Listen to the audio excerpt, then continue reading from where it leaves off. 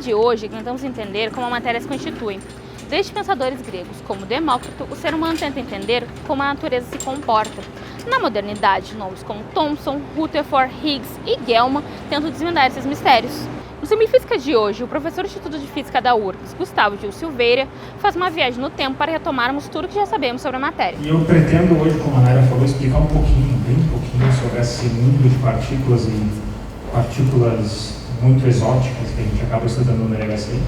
Mas a ideia eu vou tentar fazer uma história um pouco contada como uma novela, e fazer alguns capítulos para ver se a gente compreende como é que foi esse desenvolvimento desde o início.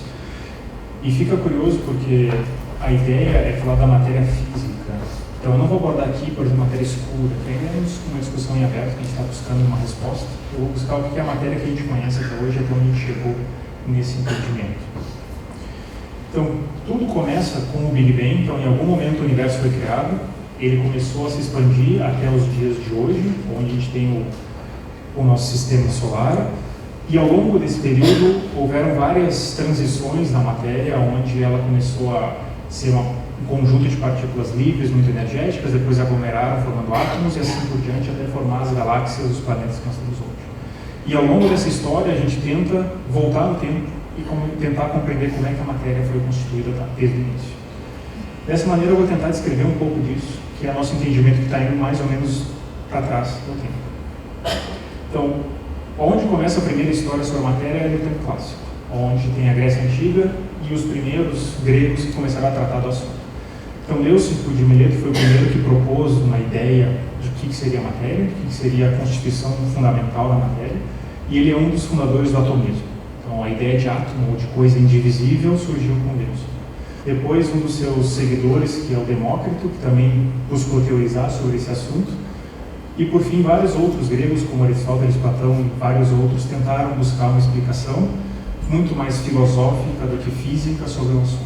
Então, com o passar do tempo, e conforme a gente vai tendo tecnologia, a gente consegue ainda avançar mais nesse tempo, mas demorou muito desde a Grécia Antiga até os tempos mais modernos, onde a gente observou algum avanço mais significativo. Mas é interessante notar que um desses gregos, que é Hipócrates, que é aquele mesmo do juramento dos médicos, foi um que propôs uma ideia que era a ideia em voga na Grécia Antiga. Os elementos fundamentais da matéria seriam o fogo, a terra, o ar e a água. Então, de alguma maneira eles entendiam que tudo era formado disso. E ele usou essa mesma ideia para descrever como seria o corpo humano. Dessa maneira, tinham 4 diferentes formas do corpo humano, ou humores, que seriam a bilis amarela, o sangue, a fleuva e o bilis negro. Então, dessa maneira, tentava-se encontrar uma explicação do que seria a matéria, e tentava justificar de alguma forma como a natureza se compunha ao longo do tempo. Mas isso foi a parte, vamos dizer assim, mais clássica, onde tinha mais filosofia do que ciência. Mais tarde, e muitos séculos depois, surge o período que a gente chama de período inovador, que aí é onde sim surgem os grandes pensadores, e aí a gente tem alguma ideia mais clara e às vezes mais matemática, do que é a formação da matéria. Então, para tentar explicar isso, eu vou tentar situar vocês nas escalas de tamanho das coisas. E como a gente vai falar de partículas, e todos acho que imaginam que partículas são coisas realmente muito pequenas, que a gente não enxerga a olho nu, eu vou tentar mostrar como essa escala vai diminuindo para a gente conseguir compreender até onde a gente vai chegar nessa descrição da matéria. Então, a coisa mais simples que a gente tem hoje em dia é o tamanho que é o milímetro, que ainda é visto olho nu, que a gente consegue medir com uma régua, e ele vai ser um milionésimo de metro. A gente consegue determinar um tamanho ainda realmente fácil de medir. Para esse tipo de tamanho de coisas, a gente usa um instrumento muito simples. Já foi inventado há muito tempo por Roger Bacon, que é a lupa. Mas simplesmente de um que amplifica a imagem. Isso aqui é uma utilização muito simples, a gente usa tanto cientificamente quanto em casa, mas para coisas divertidas também. Então, lentes vão nos ampliar qualquer tipo de imagem para tamanhos muito maiores que a gente consiga perceber e vislumbrar o que seria o formato da matéria. Indo um pouquinho mais além, para coisas menores, ainda a gente teria um núcleo celular, que já seria da ordem de micrômetros, que é da ordem do tamanho do fio de cabelo. Desse tamanho, e as primeiras ideias que a gente teve da célula foi por Robert Hooke, que é o mesmo cara da lei de Hooke da mola, força K vezes X, que inventou o primeiro microscópio. Então, com essa ideia do Hooke, a gente pôde pelo menos vislumbrar como seria o primórdio do microscópio e começar a vislumbrar coisas muito, muito pequenas, muito menores que o cabelo humano. Então isso aqui já é no século XVII, a gente está chegando num tempo muito posterior à Grécia Antiga, mas ainda começando a conhecer o que é a matéria formada. Um pouco mais adiante a gente vai ter, em tamanhos um pouco menores, o que são os cromossomos, primeiramente observados por von Nageli, isso faz já bastante tempo, mas notem que o avanço é bem lento, passamos de 1600 para 1800 agora para ver coisas menores. E vocês vão ver que com o século XX a gente vai acelerar muito mais para conhecer a matéria, vai ser muito mais rápido. Além disso, a gente vai para escalas de nanômetros, que vão ser 1 bilionésimo do metro, onde a gente vai começar a ver algo que é da ordem do tamanho do DNA, que foi primeiramente também isolado, não foi observado, por Micha em 1869, que é da escala muito pequena. Então, aqui a gente está chegando mais ou menos na metade do século XIX, só que eu vou tomar a liberdade de dar um pulinho no tempo só para mostrar quando a gente observou realmente o DNA, que foi um pouco mais tarde, em 1952, com a Rosalind Franklin, que foi a primeira pessoa que conseguiu realmente fazer uma imagem ou uma prévia da imagem que seria o DNA. Então a ideia é fazer uma cristalografia, então tinha uma amostrinha ali no meio onde a gente fazia uma imagem desse DNA. Então o que ela observava era uma imagem desse tipo aqui, onde fica a sombra desse DNA que tem forma de hélice. Então a gente não observa ele diretamente, mas a gente tem uma boa ideia do que vai ser essa estrutura. O grande avanço da Rosalind é que, através dessa imagem, e mais precisamente numa coisa desse tipo, ela conseguiu prever que a ideia seria algo em forma de hélice. Então a gente teria que abstrair um pouco para entender que a luz batendo numa hélice seria, ou uma espécie de DNA em forma de hélice, formaria uma imagem desse tipo, uma coisa que não é tão trivial. Esse tema de 1952, a gente avançou muito nesse tipo de imagem. Já em 2012 a gente tem uma ideia mais clara do que é as hélices do DNA, e mais recentemente tem imagens muito claras dessa região muito pequena. Então a gente tem avançado na visualização da matéria, que não é uma coisa simples de fazer, mas recentemente a gente já tem resultados bastante interessantes. Então vou voltar no tempo de novo, para os anos de 1800. Então, para dar uma ideia para vocês da escala de tamanho das coisas que a gente estava vislumbrando, não vendo com imagens, mas pelo menos quimicamente conseguindo isolar algumas coisas, a gente está saindo da ordem de milímetro ou centímetros do ovo da galinha para coisas menores como mitocôndria, bactérias, vírus, o DNA e aminoácidos, que seriam as coisas menores que a gente teria na natureza, que seriam o que estariam evidenciando na época do século XIX. Só que o que intriga é que, lembrando dos gregos, as coisas deveriam ser formadas como uma coisa indivisível, um átomo, uma coisa. Então a grande pergunta é, o que tem além disso? O que vai para menores tamanhos, o que seria algo mais fundamental do que esses elementos aqui? Então até o final do século XIX, a ideia principal que a gente tinha era a tabela periódica. Então ainda tinha muitos estudos aqui nesse período entre o Lavoisier, que é da independência da França, até o Mendeleev, o russo, que propôs a tabela periódica que a gente conhece hoje. Houve vários avanços para entender quimicamente como é que a matéria era formada. Mas foi John Dalton, no início do século XIX, que propôs uma ideia, vamos dizer assim, um pouco mais inovadora, seguindo o caminho dos gregos, para definir o que seria o átomo. Seria a coisa, menor parte, porção da matéria que a gente teria, que deveria ser indestrutível e sem estrutura, porque tem que ser algo fundamental na matéria. Então ela teria que ser o ponto de partida de tudo. Então aqui a gente tem o primeiro modelo, que a gente vai tratar para a matéria, ou seja, para o átomo, uma coisa indivisível que vai formar a matéria, que foi o John Dalton em 1803. Só que, claro, vocês sabem que, e vocês todos já estudaram um pouquinho desses modelos atômicos, e a gente sabe que a gente avançou muito nisso. Então, eu chamei um pouco do século XX, já após 1900, como período moderno, que é onde a ciência avança muito mais rapidamente do que nos séculos anteriores, e a gente amplia muito o nosso conhecimento a partir desse ponto. Então, eu vou fazer uma breve comentário sobre alguns grandes ou pessoas que fizeram vários avanços em vários anos da ciência para entender o que era formar a matéria. Um deles é o Röntgen, que é quando a gente começa a estudar os raios-x e percebe que a gente vai ter o fóton como elemento. A luz tem um elemento primordial que vai ser uma partícula ou algo que o forma.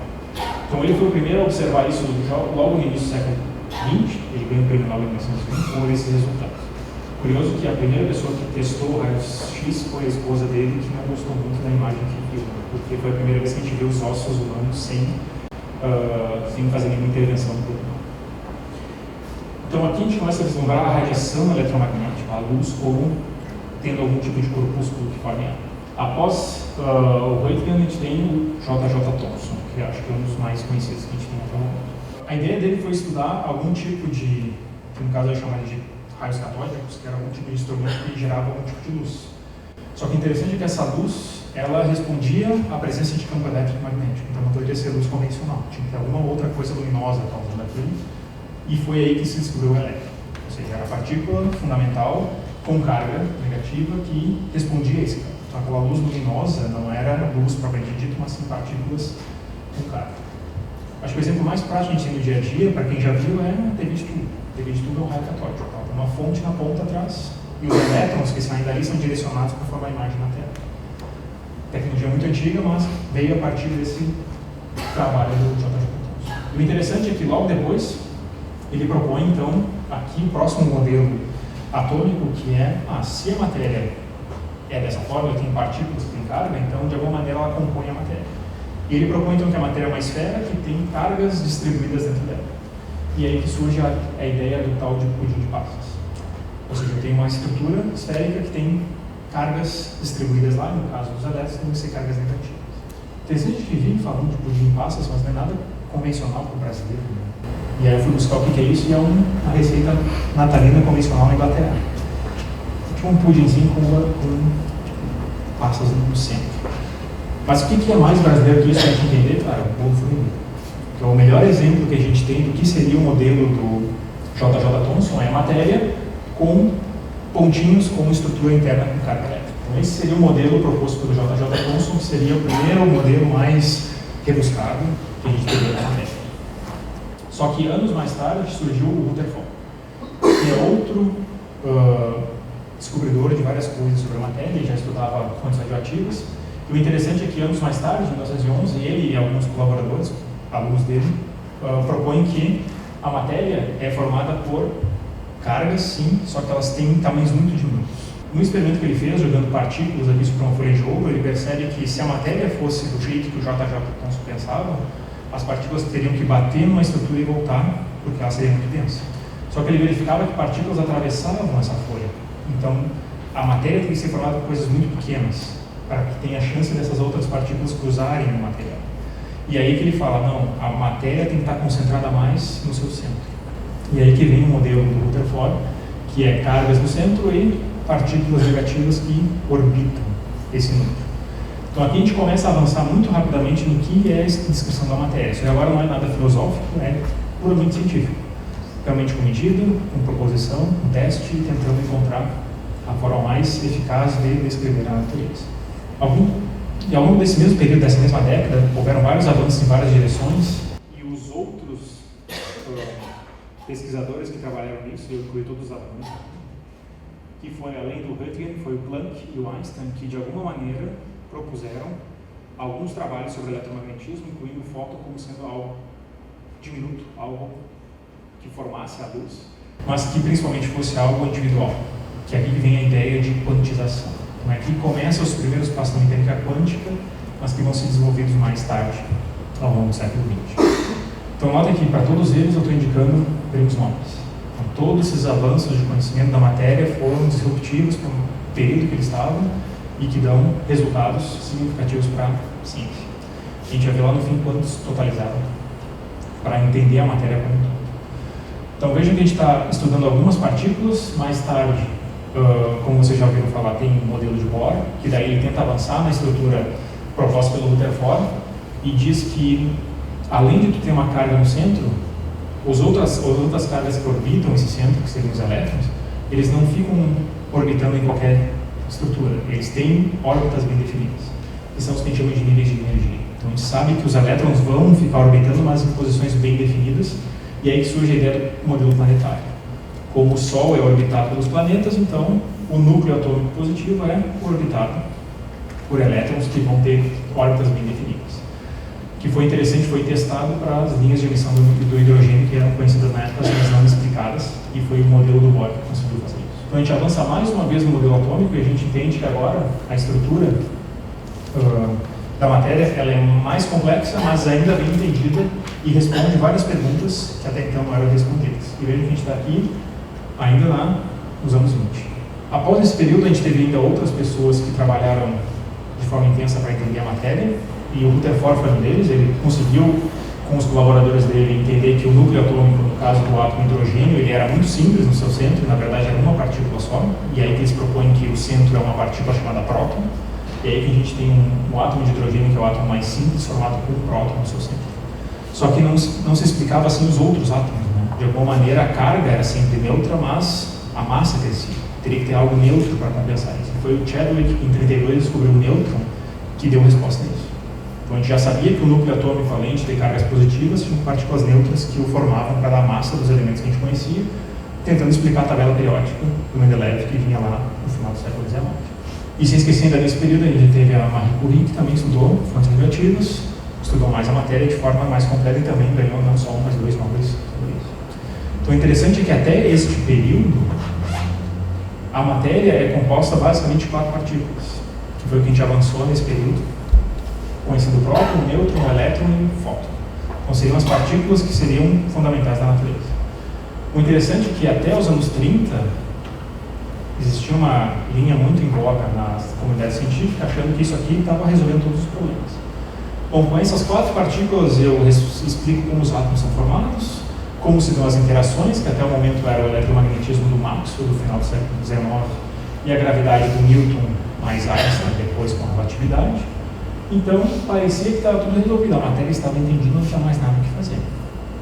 E foi bem interessante, porque realmente se julgava que isso era um problema fechado, já estava resolvido. E aí a nossa grande pergunta é, será que a coisa é tão simples assim? Será que a matéria pode ser explicada dessa maneira?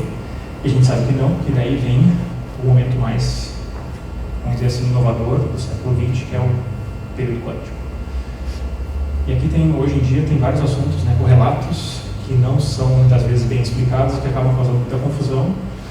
Eu não vou entrar muito a fundo sobre esse assunto, mas é importante que a gente tenha uma ideia de como a ciência trata o assunto física quântica, que é importante, não é usado ao léu para várias coisas que é onde ela não sabia. Então, talvez as pessoas que deram os primeiros passos no início do século XX foram Planck e Einstein, que propuseram a primeira proposta onde a luz era formada de quantidades mínimas, mas discretas de energia, ou seja, a gente tinha as partículas que carregavam uma certa energia quantizada em pacotinhos. E vem depois, em 1926, o Schrödinger, que propõe realmente uma forma de ver como a matéria se comporta, utilizando matemática e descrevendo como isso vai acontecer, que é a famosa equação de Schrödinger. Que a gente já viu de várias maneiras, ela é uma parte bem introdutória para sistemas bem simples, só que o interessante é que a gente não lembra a lei da equação, a gente lembra por ele do gatinho na caixa, que é a proposta do está vivo, está morto, porque tudo agora é probabilístico, e agora que causa uma certa evolução na ciência, porque, na física, como vou explicar uma coisa que não é previsível, ela é probabilística. Então houve uma grande discussão durante os anos 30 para realmente compreender como seria a interpretação da tal mecânica quântica. Isso eu não vou entrar porque é uma longa discussão, mas o interessante é que se chegou a um consenso. Mas foi muitas ideias, algumas corretas, outras não, mas até que se conversou, se testou e se viu como deveria ser a mecânica. E ele também recebeu o prêmio Nobel por esse avanço. Então, a gente finaliza aqui com o último modelo atômico, que é o proposto por Schrödinger, que não é mais órbitas bem definidas como era com Bohr, mas a posição dos elétrons agora são probabilísticas. A gente tem órbitas de níveis de energia bem definidas, mas a posição do elétron não é como os planetas. Nesse mundo quântico microscópico, as coisas têm uma probabilidade de estar em qualquer lugar. E a gente só vai conseguir descobrir onde elas estão se a gente efetuar uma medida. E aí a gente descobre onde elas estão. Então é uma interpretação bem complexa, não é algo que a gente aprende assim de um dia para o outro, mas é importante a gente salientar quais são as diferenças do mundo microscópico para as coisas do mundo macroscópico, onde elas não se aplicam. Então, eu vou relembrar de novo aquelas escalas de tamanho que a gente estava olhando antes, e agora a gente olha como é a escala para começarmos a ver o que é o átomo. Ou seja, tem um núcleo no centro muito pequeno e uma órbita, que é uma distribuição de elétrons que a gente vai chamar de nuvem eletrônica agora, porque não tem uma posição bem definida para eles. Eles têm níveis de energia, porém a posição deles é definida pela probabilidade da sua função. E essa escala de tamanho, dá para ver que ela é bem grande. É da ordem de 1 sobre 100 milhões. Então, a gente está indo para uma coisa muito, muito diminuta da matéria.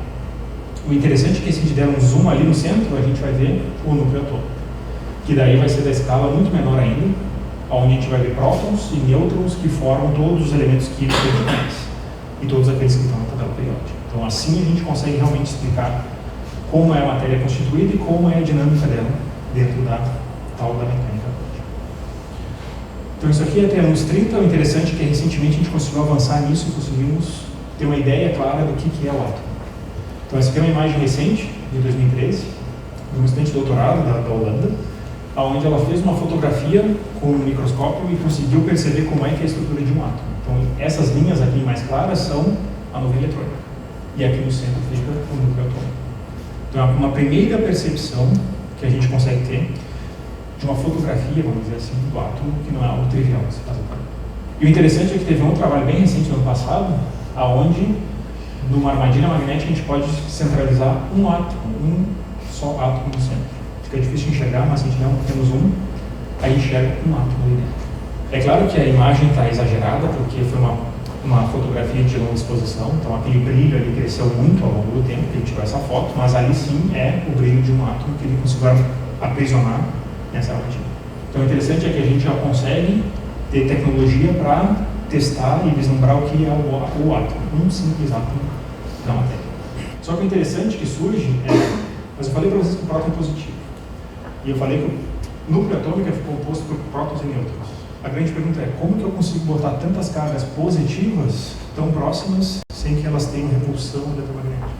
Porque a tendência é que os opostos se atraem. Agora, cargas de mesmo sinal, elas tenderiam a ser repelidas, mas elas permanecem no núcleo atômico. Então, deveria haver uma força tão forte para manter essas partículas coesas no núcleo atômico. E essa era a grande pergunta da década de 30. Como é que a gente consegue fazer isso? E aí surgiu uma ideia inovadora que veio do outro lado do mundo, que é do Hideki Yukawa.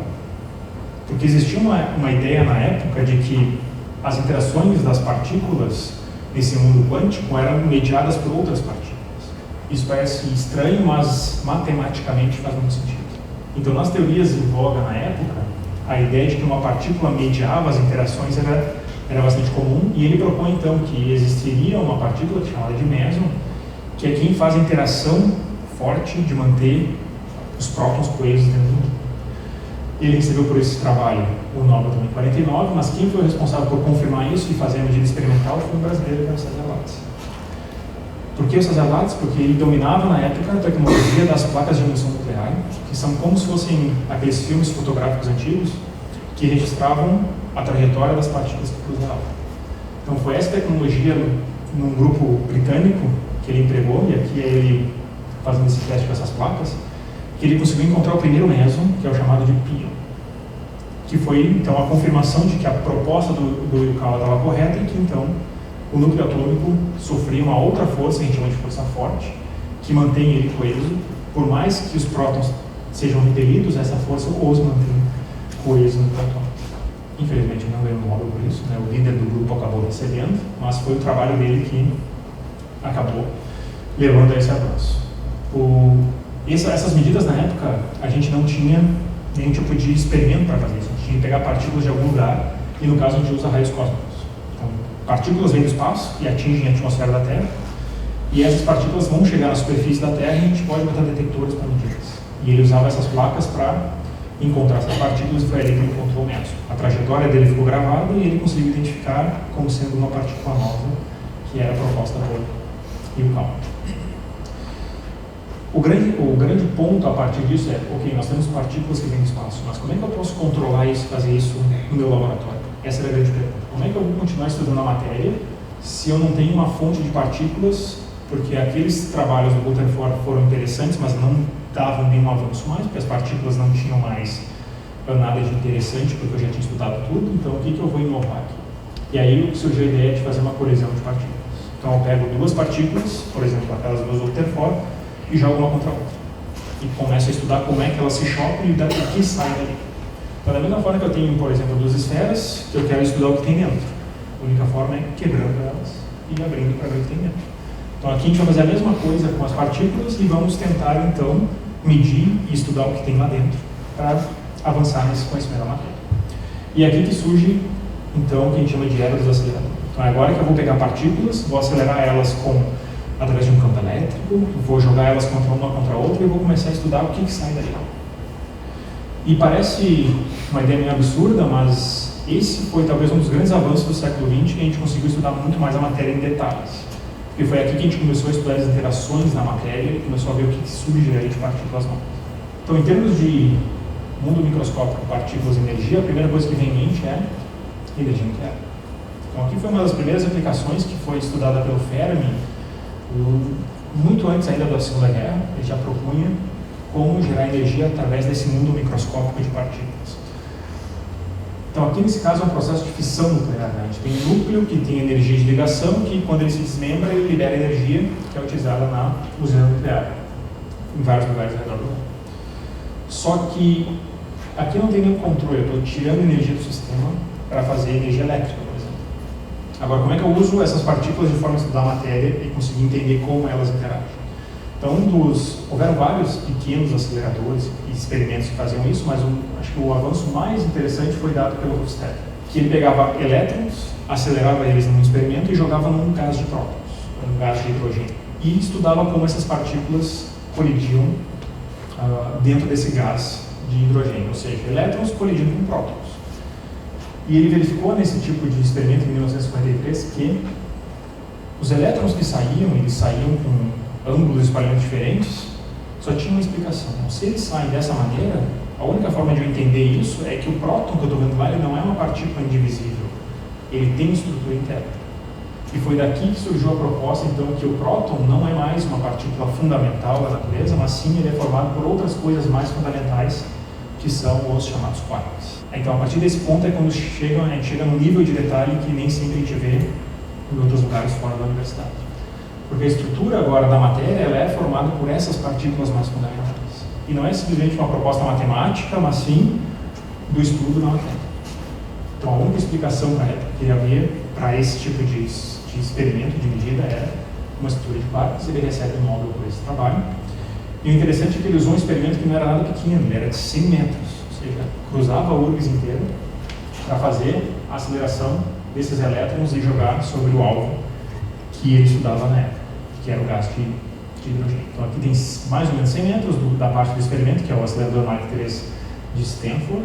É um dos primeiros que começam a estudar essa parte da experimental da física.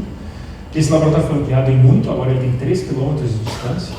Então ele tem a Universidade de Stanford lá na direita, e aqui está todo o complexo desse acelerador, que tinha um acelerador linear, pequenininho, e tem um alvo que vai receber essas partículas e a gente estuda a partir desse ponto. Atualmente eles fazem estudos mais de física de materiais e sistemas biológicos do que realmente em física, mas antigamente ele era bem importante para esse plano. Se vocês botarem no Google Maps, vocês vão ver ele lá. Aqui está a Universidade de Stanford e aí está o acelerador ainda em operação. E o interessante, então, indo para a última parte daquele zoom que a gente estava na matéria, a gente consegue ver então que aqueles prótons e nêutrons do núcleo atômico agora eles são formados por outras partículas que são esses quarks. Esses sim são as coisas fundamentais da matéria que formam todas as partículas que a gente conhece. Então a gente tem o próton, que é formado por 3 quarks e que a gente já está indo numa escala de tamanho que é muito, muito, muito pequena. Não há como a gente ver isso a olho nu, nem com nenhum instrumento de fotografia. O único jeito de estudar isso é com colisão de partículas. Então acho que até aqui a gente consegue entender todos os detalhes que a gente conhece na matéria hoje. Com esses aceleradores a gente conseguiu avançar muito no entendimento de como as interações acontecem e principalmente de quantas partículas a gente conhece. Então todas as partículas foram sendo descobertas desde o elétron do início do século XX e várias outras que compõem a matéria. E eu vou pular a história aqui porque são muitos detalhes, mas esse conjunto de partículas fundamentais foram sendo descobertos até meados do ano 2000. O último deles foi o neutrino que todos já ouviram falar, que está em moda para matéria escura, para coisas exóticas. Mas o último neutrino que a gente conhece, que compõe a matéria, é o neutrino do Tau, que foi descoberto em 2000. Então o interessante é que esses aceleradores nos permitiram avançar muito no entendimento do que é a matéria e principalmente do que é a natureza, o que compõe a matéria e como ela interage de várias formas diferentes na natureza. Então esse é um modelo que a gente chama de partículas, conjunto de partículas fundamentais que a gente conhece na matéria. A gente tem a matéria aqui formada pelos tais quarks, que formam todos os átomos, e os que a gente chama de leptons, que são o elétron e alguns dos seus primos, aqui, que é o muon e o tau, e todos os seus neutrinos. Isso aqui é o que a matéria é feita hoje, de todas essas partículas. Então são os pontos mais fundamentais que a gente conhece. É claro que todo mundo já ouviu falar que existe a tal da antimatéria, que seria, vamos dizer assim, um espelho dessas partículas de matéria, só que com propriedades um pouco diferentes. A grande pergunta que existe hoje em dia é: tudo que a gente vê à nossa volta é feito de matéria, que são essas partículas aqui. Mas por que a gente vê tão pouca antimatéria? Porque a antimatéria, se a gente colocar ela em contato com a matéria, ela se aniquila formando fótons, formando energia. Então, o contato dessas duas matérias vai gerar aniquilação. Mas hoje no mundo do universo, a gente vê que tudo é formado de matéria e não tem nada quase de antimatéria. Isso é uma grande pergunta em aberto que a gente não sabe explicar ainda. Além disso, fora a matéria, a gente tem as partículas que a gente chama de bósons, que são aqueles que mediam a interação. Então aqui tem o gluon da força forte lá do núcleo atômico, o fóton da interação eletromagnética, e a gravidade ainda não tem uma. Existem várias propostas, não tem nada convicto ainda que seja uma partícula que descreva a gravidade. Mas esse é o conjunto de partículas que a gente conhece. Só que é interessante a gente falar de matéria, e a primeira pergunta que vem é massa. Então, se vocês separarem, aqui em cima tem uma legenda, que eu vou dar um pequeno zoom, lá naquele cantinho, vocês vão ver que daquelas propriedades da matéria, uma delas é a massa. Então, todos esses numerozinhos aqui em cima são a massa de cada partícula. O interessante anotar é que esses números, eles não são nem um pouco parecidos. Eles são bem específicos para cada partícula, eles não são múltiplos de um outro número, eles são números bem variados para cada uma delas. E a grande pergunta que fica é: por quê? Por que eles não têm algum número mais específico que dê alguma ideia? Não, eles são bem variados. Então, por que a matéria tem esses valores, essas coisas? Para especificamente a massa. E aí que surge o famoso, mais conhecido, bóson de Higgs. Esse é o cara que, até o início da década de 60, ele era a única coisa que explicava por que as partículas tinham aquela massa que elas tinham. Acho que eu tenho que falar aqui, o bóson de Higgs ficou famoso porque Higgs é um nome que pega, é um nome fácil para ficar famoso, mas na verdade várias outras pessoas trabalharam para o desenvolvimento desse mecanismo matemático que a gente estuda. Então essas outras pessoas foram vários, tanto da Grã-Bretanha como da Bélgica e outros lugares que trabalharam nesse mesmo tema nessa mesma época. Então, eu não tenho historicamente por que o bóson de Higgs pegou tanto, mas acho que na mídia fica fácil, né, de passar esse nome, mas tem vários outros que trabalharam para isso. Se vocês quiserem ver uma fonte assim, interessante e divertida, né, Anjos e Demônios é o filme que trata justamente disso. Só peço que tomem cuidado, que partículas de Deus não tem nada de Deus com essa partícula. É só um nome que pegou ao longo dessa, vamos dizer, essa mídia e quando famoso ficou esse bóson ao longo do tempo. Mas não tem nada de religioso nisso. Mas é interessante porque ele trata de antimatéria, trata de aspectos da física que são interessantes. Mas além disso, quem propôs esse trabalho, acho que foram os pioneiros que propuseram isso, foi o Peter Higgs, que leva o nome do bóson, e o Englert, que é o belga, que também trabalhou nessa mesma época, nesse tema. E o interessante é que esse trabalho foi feito em 1964 e foi uma forma de compreender como as partículas adquirem massa. Que momento do universo elas adquiriram massas e aqueles valores específicos. E o interessante é que o artifício que eles usam é bem matemático, mas a conclusão física é muito profunda, muito mais complementar e fundamental do que simplesmente uma equação que descreve uma coisa. E eles receberam esse prêmio Nobel bem recentemente em 2013. Então eu vou tentar dar uma ideia bem vaga, bem simples do que é o bóson de Higgs, para vocês terem uma ideia da importância dele. Então, ao longo da história do universo, lá no começo, logo após o Big Bang, todas as partículas que a gente conhece, que são as fundamentais daquela tabela que eu mostrei antes, elas tinham uma energia muito alta. Então elas eram praticamente livres e não sentiam nenhuma força, nenhuma atração, nem nada. Elas estavam viajando porque a energia era tão alta, o universo era tão quente, que elas não percebiam isso. Conforme o tempo foi passando e o universo foi expandindo, essa temperatura foi diminuindo, o universo foi resfriando, e a energia cinética dessas partículas diminuiu a ponto de que elas começaram a perceber que surgiram algumas interações. Então surgiu a gravidade em um certo momento, depois outras forças mais fundamentais conforme o universo foi expandindo e ao mesmo tempo resfriando. Então a ideia que nós temos é que em algum momento dessa transição aqui, as partículas que eram até então praticamente livres, elas eram praticamente sem massa. E elas, viajando nesse universo, elas começaram a perceber que em um certo momento desse resfriamento, começou a surgir algum tipo de campo, ou algum tipo de força que causava algum tipo de arraste sobre elas. E elas percebiam que elas não eram tão mais livremente para viajar. Então pensem como a gente tivesse uma piscina vazia e partículas voando quase que livremente ali dentro. Se a gente encher ela de água, essas partículas agora viajando dentro do meio mais denso que a água, elas viajam mais lentamente. Então esse arraste é o que é o efeito desse campo de Higgs, vamos dizer assim, que é o efeito físico causado sobre as partículas, que é a massa delas. Então o fenômeno que a gente vê de massa das coisas é um resultado delas estarem interagindo com esse campo de Higgs. E o interessante é notar que nem todas as partículas percebem isso, porque partículas nós temos algumas que são sem massa, como fóton, elas não têm massa. Então esse cara não percebe a presença desse campo de Higgs, mas as outras partículas que têm massa percebem. E o efeito físico que a gente observa é o aparecimento da massa delas. Parece um pouco estranho, mas é a explicação que a gente consegue dar, porque matematicamente, eu não vou entrar na matemática aqui, mas se a gente começa fazendo toda a descrição matemática com partículas sem massa, a gente pode incluir esse campo de Higgs como se fosse um campo com uma gravidade, manualmente, e a gente vê que desenvolvendo essa matemática, a gente reobtém as equações das partículas iniciais, só que com um termo a mais referente à sua massa. E o mais interessante é que justamente pela presença desse campo, a tal da massa, o parâmetro que a gente calcula ali, ele bate exatamente com o valor do laboratório. Então aqueles números que eu circulei na tabela, eles são reobtidos por essa matemática aqui. Então causa um certo espanto, porque tu consegue recuperar a descrição da massa das partículas usando um mecanismo desse aqui. Ou seja, partícula sem massa percebe o tal do campo de Higgs, o efeito é justamente a massa que a gente não entende inteiro. Então por isso ficou tão famoso na época essa matemática, ela não é nova, o pessoal que trabalhava com supercondutividade estava usando esse artifício. Só que o que mais deixou o pessoal percebendo um mistério é que, além de eu recuperar as partículas da matéria que eu tenho, surgiram 3 partículas novas.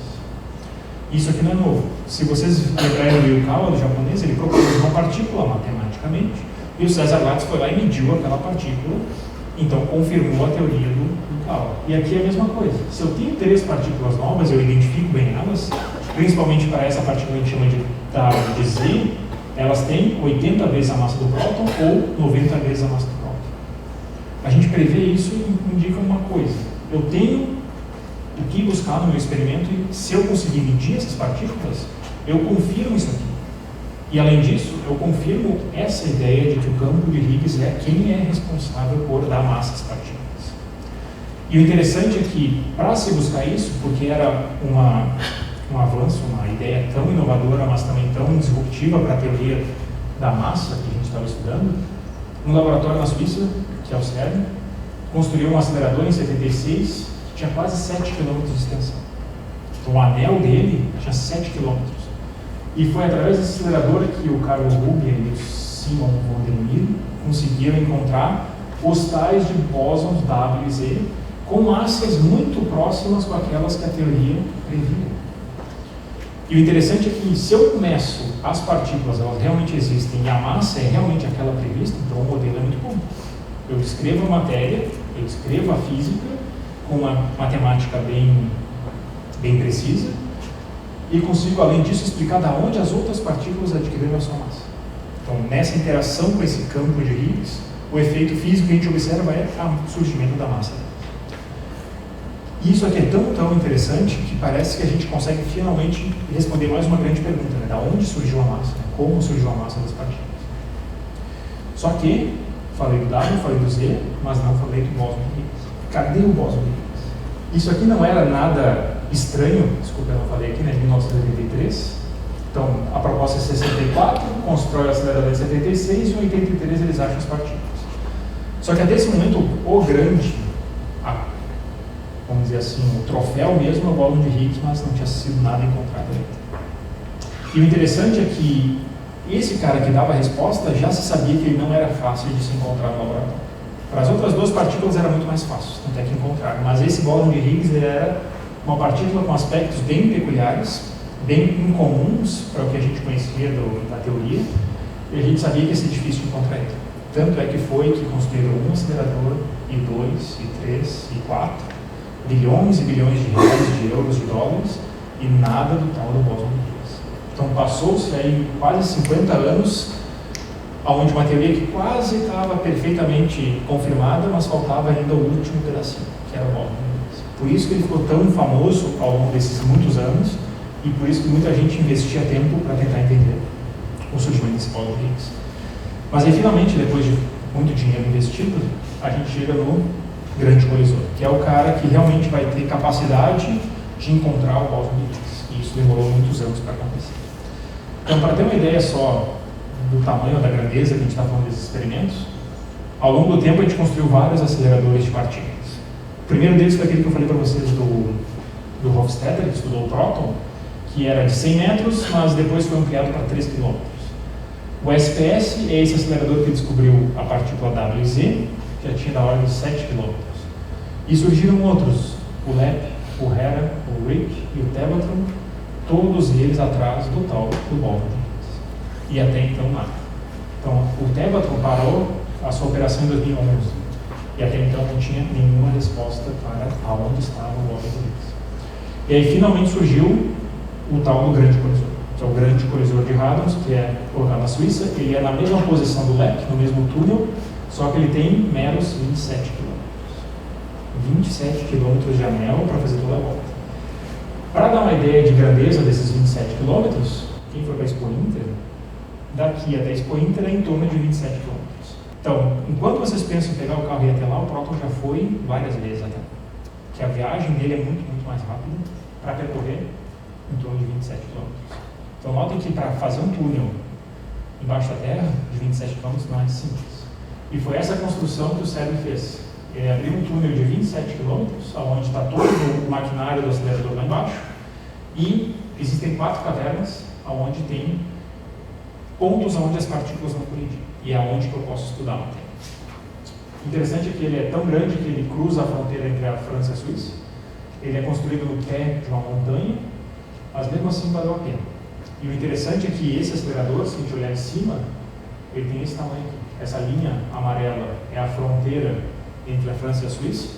O laboratório, que é o CERN, ele está aqui nesse triângulo, onde a fronteira cruza no meio. E essas linhas são parte do acelerador. Esse acelerador é o menor, que a gente estudava quando descobriu o WZ. Ele está conectado ao grande acelerador, que é esse, que é o LHC. E o interessante é que não aparece nessa foto, aqui tem uma outra bolinha, porque todo o dinheiro que foi investido, ele não foi jogado fora para construir um novo acelerador. O CERN reaproveita todos os seus aceleradores para fazer parte de um grande conjunto. Então aqui teve o primeiro acelerador que foi feito em 59, aqui foi outro feito em 72, tem um SPS em 76, e todos eles servem de estágio de aceleração da partícula. Então o dinheiro não é perdido, ele é só renovado para fazer parte desse outro grande experimento, que agora é o mais novo, que é o grande colisor, que tem 27 km. E o interessante é notar que esse recurso que foi investido é tudo para estudar a matéria, explicar e responder por que até hoje a gente não viu o tal do bóson de Higgs. Porque sempre é uma pergunta em aberto com um último tijolinho para fechar o conjunto de entendimento da matéria. E o interessante é que, só para dar uma ordem de grandeza para vocês, o grande chamariz para esse acelerador é porque a gente tem construído aceleradores cada vez maiores, é porque a gente precisa de cada vez mais energia para colidir as partículas. Porque se eu pôr em pouca energia, as partículas vão chegar próximas, mas não vão colidir. Quanto mais energia eu coloco, mais eu colido elas, mais eu consigo penetrar e ver o que acontece nessa quebra dessas partículas. E aí eu consigo estudar a interação e novas partículas que surgem. Então, o acelerador, esse, o grande colisor, o LHC, ele tem tanta energia que os prótons que viajam lá têm uma velocidade muito, muito próxima da luz. Para vocês terem uma ideia, isso aqui corresponde a mais de 1 milhão de quilômetros por hora. Um avião de hoje em dia que a gente viaja tem 1000 km por hora. Não mais que isso. Então, o próton que está lá viaja 1000 vezes mais rápido do que um avião. E o interessante é que, como ele viaja tão rápido, a distância que ele percorre, os 27 km daquele Expo Inter, ele faz em tempo muito, muito pequeno. Muito, muito menor que o tempo que a gente leva para piscar o olho. Então, quando a gente piscou o olho, o próton já passou aqui mais de 1000 vezes. Então, é muito, muito rápido e ele faz essa volta como se fosse um piscar de olhos. O interessante é que a energia toda que ele carrega é uma grandeza tão grande, em megajoules, que é suficiente para derreter 1 tonelada de cobre. Então imagine a quantidade de energia que eu estou botando numa partícula que eu não enxergo, para poder colidir com outra partícula que eu não enxergo, porque eu cheguei num momento onde só assim eu avanço no entendimento da matéria. Então veja que a gente não constrói por belo prazer grandes aceleradores. A gente tem que investir para conseguir vislumbrar o que acontece lá dentro. E o interessante é que, se vocês olharem o túnel, ele não é qualquer coisa, ele tem um túnel desse formato aqui ao longo dos 27 quilômetros, ele tem uma curva, dá para ver lá na frente aquele curva, e ele é assim ao longo dos 27 quilômetros. Aí muita gente pergunta, mas como é que tu anda lá dentro? Não tem muita opção. Então a gente anda de bicicleta, de carrinho, porque tem várias equipes em vários pontos, só que se dá um problema numa parte, tem que ir até lá, tem que se deslocar dentro do túnel. Não é muito agradável, meio claustrofóbico, mas enfim, é o que temos hoje de maquinário para estudar matéria. E dentro desse tubo é onde passam as partículas aceleradas com uma energia muito alta. Então dentro desses dois tubos aqui, a gente tem um feixe de partículas que passa assim, um que passa assado, eles ficam viajando ao longo dos 27 km, ganhando energia, até atingir o topo de energia, e é a partir desse ponto que a gente colide eles em algum lugar para ver do que sai dessa colisão, e no caso a gente usa dois prótons. A gente tem vários prótons que circulam no acelerador, com altíssima energia para colidir. O interessante é, se eles colidem, eu tenho que, de alguma maneira, registrar isso. Então a gente tem uma espécie de grande máquina fotográfica para conseguir vislumbrar essa colisão. E como eu falei para vocês, a coisa é tão pequena que eu não consigo tirar foto. Então eu preciso de alguma coisa sensível para verificar do que sai dali. E o que sai dali são partículas, eu tenho que registrar essas partículas. Então para isso existem 4 cavernas onde tem um detector. E é nesse ponto onde os dois feixes, os dois prótons se cruzam, colidem e produzem algum tipo de sinal que eu vou registrar com meus detectores. No grande colisor, a gente tem 2 detectores, que é o Atlas e o CNS, que são os principais, porque eles têm propósito mais geral de estudar várias coisas, inclusive o nosso balde de Higgs. Outros 2, que é o LHCb e o Hélice, eles estudam coisas mais específicas, mas estão em outras 2 cavernas que fazem esse tipo de colisão. A URGS é que trabalha nesses 2, o CNS e o LHCb, e o Hélice. E eu, particularmente, trabalho no CNS, onde a gente estuda várias coisas, inclusive o balde de Higgs. E só para dar uma ideia de como é constituída essa máquina fotográfica, o CNS ele tem uma altura e um diâmetro de 15 metros e 28 de comprimento, é o tamanho desse prédio, aonde eu vou colidir partículas que eu não enxergo e eu registro como se fosse uma máquina fotográfica. Então é uma estrutura muito grande, muito sensível para conseguir partículas, que é coisas que a gente vê todos os dias passando, só que a gente não consegue registrar a passagem delas. E ele é constituído de várias partes, uma parte central, que é responsável por detectar as partículas, tem outra parte que é responsável por detectar a deposição da energia delas, e assim por diante. Então, várias partes diferentes constituem esse detector. Aí tem uma pessoa para dar uma ideia da dimensão, do tamanho desse detector. E o grande avanço que a gente tem desde os anos 80 para o uso desses tipos de detectores é o uso de material supercondutor. Material supercondutor é aquele onde eu transmito corrente sem resistência, ou com resistência muito baixa, muito mínima. E isso tem sido usado nos aceleradores e isso deu um grande salto na quantidade de energia que eu consigo acelerar as partículas. Qual é o problema? É o custo. Porque para eu fazer um material supercondutor ele tem que estar a baixa temperatura significa resfriar todo o anel de 27 km com algo muito frio, que geralmente a gente usa nitrogênio líquido. Então, boa parte da produção mundial de nitrogênio líquido vem para o LHC. Inclusive, o nosso nióbio brasileiro também foi usado para várias partes da aceleradora. Isso já nos anos 90. E esse detector, ele tem várias partes diferentes. A gente vê que algumas partículas vão viajar através de todo ele, outras vão ser depositadas em partes diferentes, e assim a gente registra a presença delas, caracteriza a trajetória delas, e a gente consegue estudar o que aconteceu lá no centro, que é a colisão.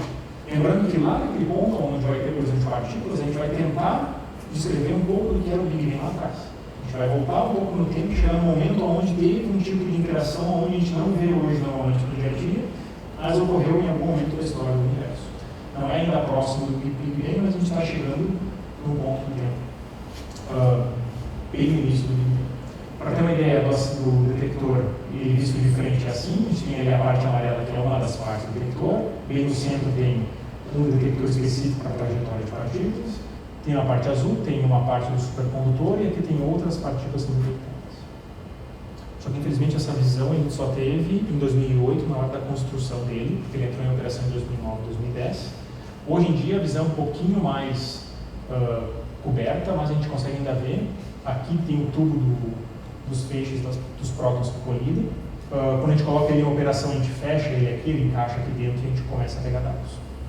Não dá para ver bem a dimensão desse detector, mas se você olhar, tem um senhor aqui no canto. Não dá para ter uma ideia do tamanho. Ele tem 15 metros de diâmetro de altura e 28 de comprimento. Tudo enterrado a 100 metros embaixo de Genebra, aonde passa um acelerador de 27 km. Não é coisa trivial que a gente vai fazer no Brasil, mas quem sabe um dia a gente chega lá. Mas o acelerador vai passar as partículas aqui, e quando elas colidirem nesse ponto, é aonde a gente vai registrar a presença delas. Então, conforme esses prótons são acelerados, eles vão passar dentro do detector, vai ter uma colisão desses prótons e vai produzir partículas ali dentro que vão ser registradas por várias partes do detector. E é esse registro dessas linhas que a gente consegue, então, descrever o que aconteceu lá no centro e tentar descrever como a matéria é constituída. E foi com um aparato desses que a gente conseguiu em 2012, o CNS e o Atlas conseguiram confirmar, então, a existência do outro bóson de Higgs. Num primeiro momento, em 2012, a proposta foi que existia evidência de que era o tal do bóson de Higgs, mas em 2015 foi confirmado. Então a gente encontrou esse cara. Só que qual era a grande agulha do palheiro?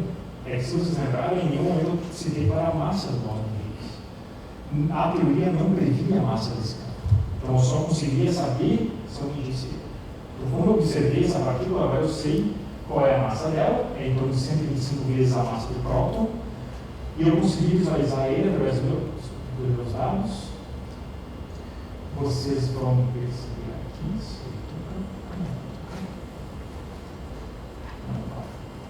Mas aqui era para ter um gráficozinho. Isso aqui é uma imagem que a gente tem do detector, não é uma fotografia instantânea, que a gente não consegue fazer, mas depois, com algoritmos e um pouco de computação, a gente consegue reconstruir todas as partículas e verificar o que acontece lá dentro. Como foi que aconteceu aquela colisão e aonde a gente viu a produção desse bóson de Higgs. O grande problema é que o bóson de Higgs, por ter essa massa que ele tem, ele vive muito pouco tempo. Então, o que a gente observa dele é o decaimento em outras partículas. Então, esse sinal que a gente está observando aqui, tem um outro sinal do outro lado, são as duas partículas, são dois mundos que registraram o decaimento desse bóson de Higgs. E com a análise de dados que eu efetuo, eu consigo verificar que existiu ali sim um bóson de Higgs. E essa aqui é a assinatura convencional que a gente usa para encontrar partículas. É um pequeno saltinho, que a gente chama de ressonância, que é onde registra a presença de uma partícula com uma massa que é centrada nesse saltinho, nessa ressonância. E nesse caso é 125, que é o bóson de Higgs. E esse mecanismo, essa investigação foi feita ao longo de várias décadas. Todas as partículas que a gente conhece que têm massa, elas produzem esse saltinho nos dados. A gente vai lá, verifica, encontra uma ressonância e a gente sabe, tem uma partícula ali, basta identificar quem é. Ao longo de toda a distribuição de dados que a gente não esperava ter nenhuma ressonância que não fosse o bóson de Higgs. Então foi fácil, no primeiro momento, encontrar o sinal, bastava confirmar que era ele, e anos mais tarde a gente confirmou. Esse aqui é um gráfico feito por uma revista, só para exemplificar esse pico aqui, que é o saltinho do destino. Mas, na verdade, os dados que a gente obteve do CNS, eles realmente demonstram isso aqui. Aquela ressonância é justamente o sinal da presença de uma partícula com massa. Esse valor de 125 aqui era o que estava dentro do esperado do bóson de Higgs. E a gente conseguiu finalmente observá-lo, que foi o decaimento dele em fótons. Então, finalmente, agora eu abro aquela caixinha de partículas e agora incluo o bóson de Higgs aqui, os outros dois WZ, que confirmam ele. E essa aqui é o que eu concluo como sendo a nossa descrição da matéria hoje. É isso que nós entendemos, onde participamos vários países, aqui eu ainda deixei de fora vários outros, porque eu resumi bastante essa história, mas a gente chegou num ponto onde mais de 60 pessoas receberam prêmios Nobel para encontrar e descrever isso aqui. Muito dinheiro foi investido para esse entendimento da matéria, muitos experimentos foram construídos, tem várias teorias que foram propostas e várias foram rejeitadas, mas a gente conseguiu concluir uma construção de uma teoria que descreve a matéria de forma tão detalhada e tão precisa, que não tem nada parecido na física para essa parte de física de partículas. A gente é comparável com algo da astronomia que verifica coisas muito pequenas, mas muito longe, enquanto a gente vê coisas muito pequenas, muito perto.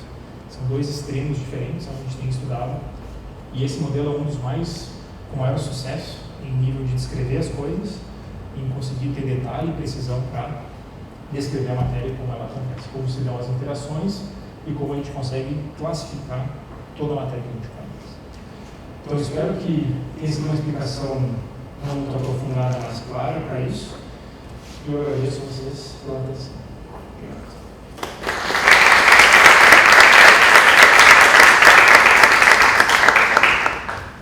E aí, gostou do Simpli Física? Para assistir mais, é só entrar no canal da URGS TV no YouTube, é youtube.com/URGS TV, e escolher o programa que você quiser. Até mais!